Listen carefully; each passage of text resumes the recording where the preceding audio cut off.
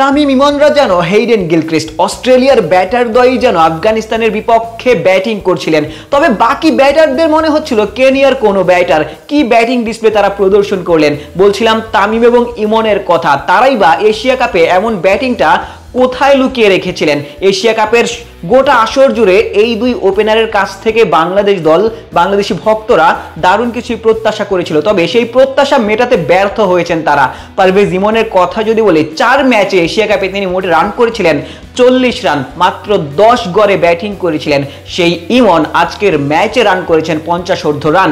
এবং তানজিদ তামিমের কথাও যদি বলি, 5 ম্যাচে রান করেছেন 67, 13 সামান্য বেশি গড় তানজিদ তামিমের ছিল এশিয়া কাপে। সেই এক্সট্রিম মশার কয়েল প্ল্যান্ট ফাইবার দিয়ে তৈরি, তাই সহজে ভাঙে না, সুগন্ধিযুক্ত ও নিরবিচ্ছিন্নভাবে জ্বলে। ডেঙ্গু, চিকুনগুনিয়া বাহি সহ যে কোনো মশার বিরুদ্ধে দেয় এক্সট্রিম সুরক্ষা। তানজিদ তামিমও আজকের ম্যাচে 50 হাঁকিয়েছেন। রশিদ নূরদের যেন কোনো পাত্তাই দিচ্ছিলেন না এই ব্যাটারদ্বয়। তবে এই দুই ব্যাটার যখন আউট হয়ে গেছেন, বাকি ব্যাটাররা উইকেটে যেন মুখ থুবড়ে পড়েছেন।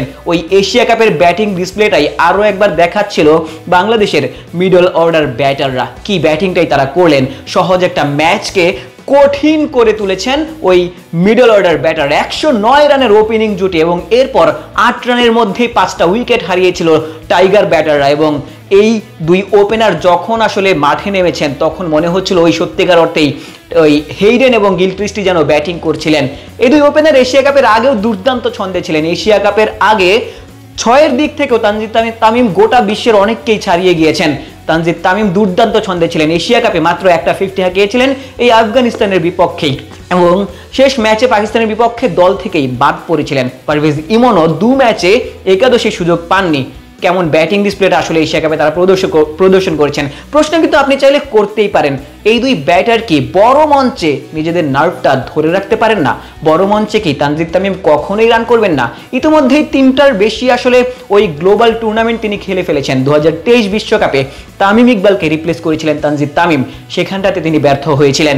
এরপর 2024-এ টি20 বিশ্বকাপেও তিনি সুযোগ পেয়েছিলেন, সেখানটাতেও নামের প্রতি সুবিচার করতে পারেনি। অর্থাৎ তার প্রতি যেই প্রত্যাশার জায়গা ছিল দর্শকদের কিংবা টিম ম্যানেজমেন্টের, সেটি মেটাতে তিনি ব্যর্থ হয়েছিলেন।